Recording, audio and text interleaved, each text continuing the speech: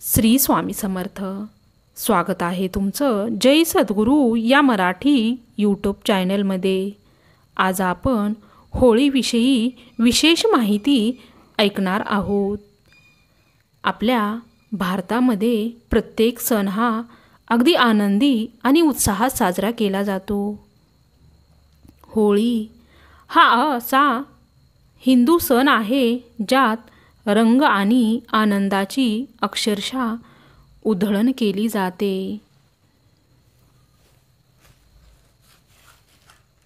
जसे प्रत्येक सणाची कहाणी आहे, तसेच होळी साजरी करण्यामागे देखील एक प्राचीन इतिहास आहे. हिरण्यकशिप नावाचा एक राजा होता. तो स्वतःला खूप बलवान समजायचा. स्वतःच्या अहंकारामुळे तो देवतांची घृणा करायचा. तसेच त्याला देवांचा देव भगवान विष्णूंचे नाव ऐकणे देखील पसंत नव्हते. परंतु त्याचा पुत्र प्रल्हाद हा भगवान विष्णूचा परमभक्त होता आणि हे हिरण्यकशिपाला अजिबात पसंत नव्हते. तो वेगवेगळ्या प्रकारे त्याला घाबरवण्याचा प्रयत्न करत होता, जेणेकरून पुत्र प्रल्हाद भगवान विष्णूची उपासना करणे सोडून देतील.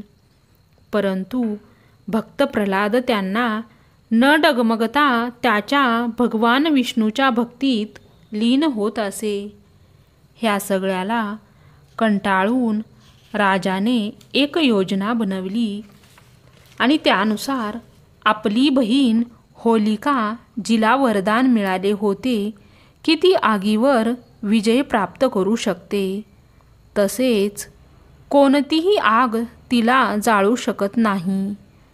राजाने होलिकेला भक्त प्रल्हादला घेऊन अग्नीच्या चितेवर बसण्यास सांगितले.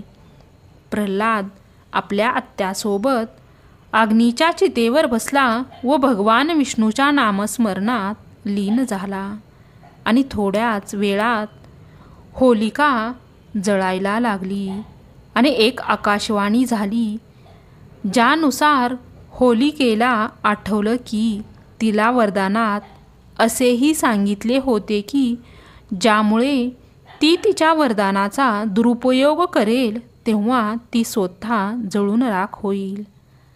भक्त प्रल्हादाला अग्नी काहीही करू शकले नाही. मात्र होलिका त्या अग्नीत जळून भस्म झाली.